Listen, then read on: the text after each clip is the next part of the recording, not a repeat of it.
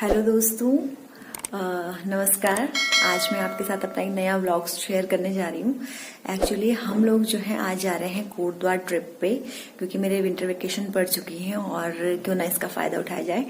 तो हम जा रहे हैं अभी कोटद्वार। पता नहीं है कहाँ कहाँ जाएंगे, लेट्स सी कहाँ कहाँ जाते हैं। तो जहाँ भी जाएंगे आपको बताएंगे। पैकिंग हो चुकी है, हम तुरंत निकलने वाले हैं। 6 बज रहा है सुबह का और मैं 4 बजे से उठी हुई हूँ, सारी तैयारियों में लगे हैं, बस अब तुरंत निकल रहे हैं। से जो कोटद्वार की रोड जाती है वहाँ पर एक जगह है खैरा, और वहाँ पर थोड़ा सा रिफ्रेशमेंट के लिए रुके हैं। पंजाबी ढाबा है यहाँ पर, बहुत अच्छी जगह है। तो ये है यहाँ का व्यू।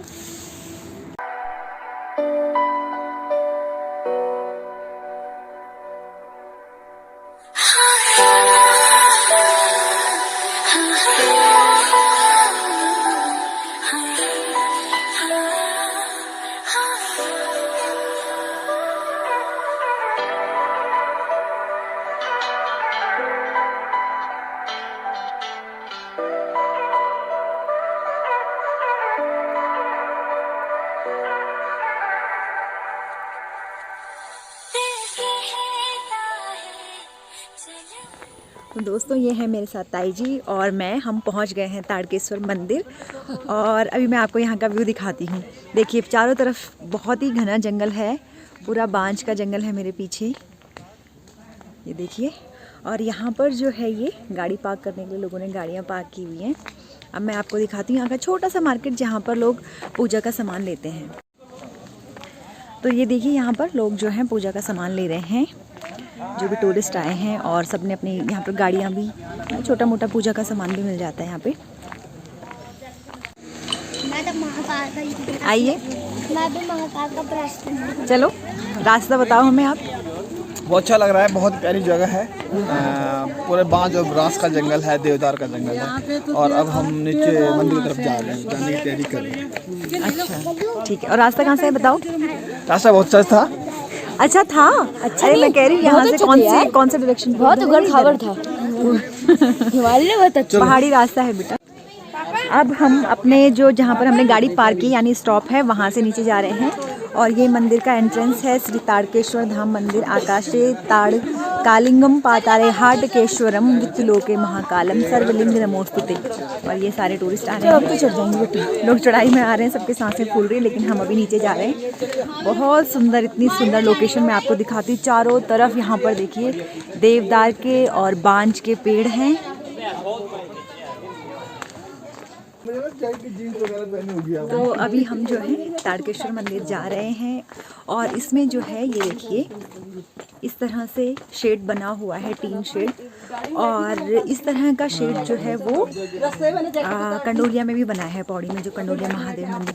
तो क्योंकि घने जंगलों के बीच में ये टेम्पल है, तो यहाँ पर बहुत ही ठंडा मौसम है। और आप देख सकते हैं कि बांज के और देवदार के पेड़ हैं यहाँ पर।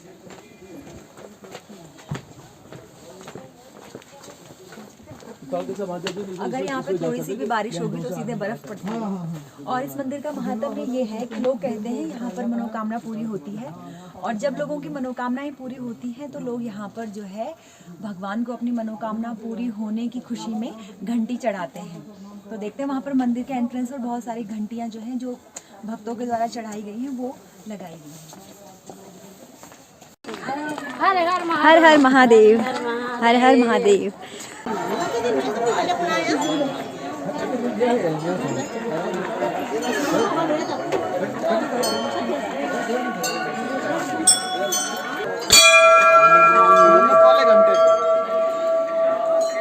तो ये वो घंटियां हैं जो लोगों की मनोकामनाएं पूरी होने पर लोगों ने इस मंदिर में चढ़ाई हैं। और इतना आध्यात्मिक वातावरण, इतनी सुंदर जगह पे भगवान का ये मंदिर है, बहुत ही सुंदर जगह पर है। इस मंदिर के पीछे की आध्यात्मिक कथा मैं आपको बताती हूँ। इसके पीछे कथा ये है कि ताड़कासुर नामक जो दैत्य था, उसने भगवान शिव को कठोर तपस्या करके प्रसन्न किया और उनसे अमर होने का वरदान मांगा।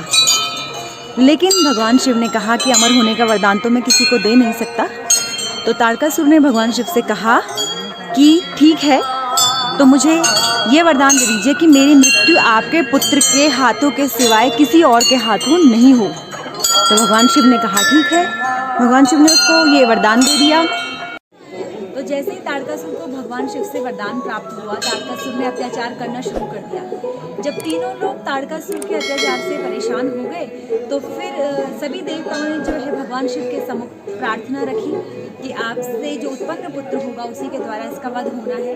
तो भगवान शिव का विवाह माता पार्वती से हुआ और कार्तिकेय जी का जन्म हुआ और भगवान कार्तिकेय महाराज ने जो है ताड़कासुर का वध किया। तो जब ताड़कासुर का वध हो रहा था उस समय उसने भगवान शिव से प्रार्थना की और उसका जो अभिमान है उसका मर्दन हुआ। उसने भगवान शिव से क्षमा याचना की। तब भगवान शिव ने उससे कहा कि चाहे तूने अत्याचार किए लेकिन तुझे वरदान तो मेरी भक्ति से ही प्राप्त हुआ। तो इस स्थान पर भगवान शिव ने कहा, जिस स्थान पर उसको मारा गया था वो यही स्थान है। ताड़कासुर से कहा कि तुमने मेरी भक्ति की है और इस स्थान पर जब तुम्हारी मृत्यु हो रही है, जिस स्थान पर, वह स्थान पर मेरा मंदिर जो मेरी पूजा है वो तुम्हारे नाम से होगी और तब से जो है स्थान ताड़केश्वर महादेव के नाम से प्रसिद्ध है।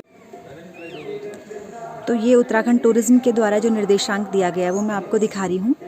इस मंदिर के बारे में एक मान्यता ये भी है कि जब ताड़कासुर का वध करने के बाद भगवान शंकर को विश्राम चाहिए था तो भगवान शंकर ने इस स्थान पर आकर के विश्राम किया और उनके लिए उनको धूप का जो है ताप ना लगे उससे बचाने के लिए माँ पार्वती ने यहाँ पर 7 देवदार के वृक्ष लगाए थे। और कालांतर में आज आप देख सकते हैं यहाँ पर कि चारों तरफ केवल और केवल देवदार के वृक्ष हैं और इन वृक्षों की वजह से यहाँ सूर्य का ताप पहुँचना लगभग मुश्किल है, क्योंकि देखिए इसीलिए यहाँ पर ज़मीन में इतना ठंडा हो रहा है कि खड़ा हो पाना भी मुश्किल है। लेकिन मंदिर का जो वातावरण है वो बहुत ही ज़्यादा सात्विक और आध्यात्मिक है। कितना भी लौकिक व्यवहार में फंसा व्यक्ति होगा लेकिन इस मंदिर में आकर के यहाँ के वातावरण के प्रभाव में आकर के निश्चित रूप से वह उसके अंदर विरक्ति और वैराग्य भाव जागृत होगा। यहाँ पर एक वृक्ष ऐसा है जिसको त्रिशूल रूपी वृक्ष कहते हैं। ये वो वृक्ष है, इसमें 4 शाखाएं हैं और इस वृक्ष को आप किसी भी एंगल से देखेंगे आपको त्रिशूल नज़र आएगा। आई होप मैं आप लोगों को दिखा पा रही होंगी। ये देखिए, इसमें आपको आप किसी भी डायरेक्शन से इसको देखेंगे आपको इसमें त्रिशूल ही नज़र आएगा।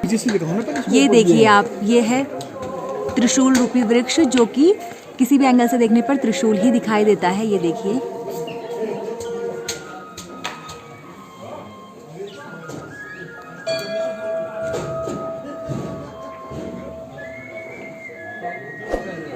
ये देखिए, वाह कितना सुंदर लग रहा है। भगवान शिव का त्रिशूल ही है ये।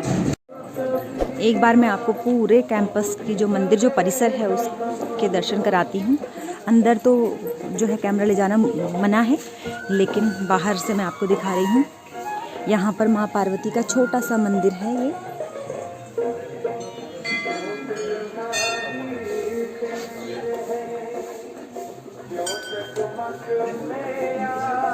देखिए।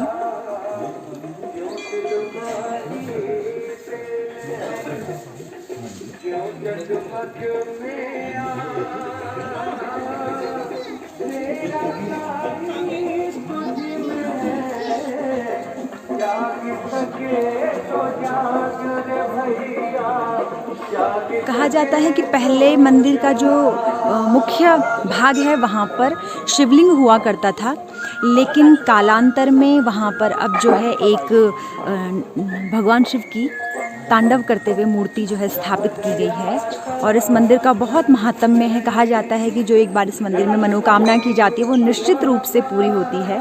और वैसे भी भगवान भोलेनाथ तो हैं ही भोले भंडारी, जो भी उनके भक्त उनसे कभी भी कुछ भी मांगते हैं तो भगवान उनको कभी निराश नहीं होने देते हैं। तो आप इस मंदिर की जो आध्यात्मिक शक्ति है उसका आनंद लीजिए, उसको महसूस कीजिए इस वीडियो को देख करके।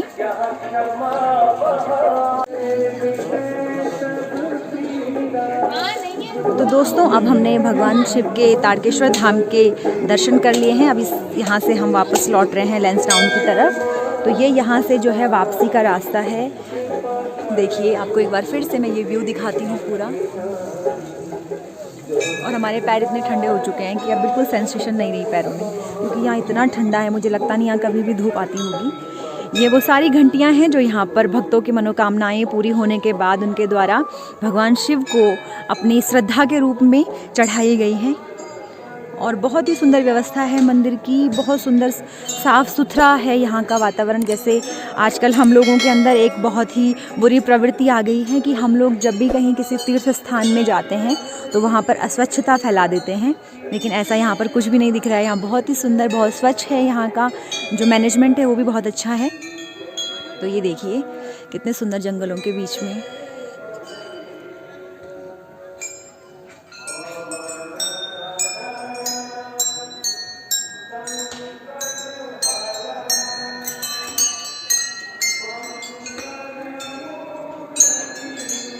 दोस्तों ये थी हमारी ताड़केश्वर धाम की यात्रा।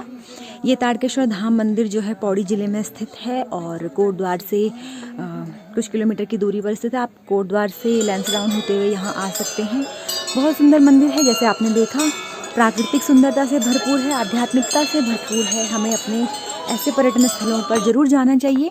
आप लोगों को मेरा ये वीडियो पसंद आया हो तो प्लीज़ इसको लाइक करें, दूसरों के साथ भी शेयर करें और मेरे चैनल को ज़रूर सब्सक्राइब करें। Thank you so much.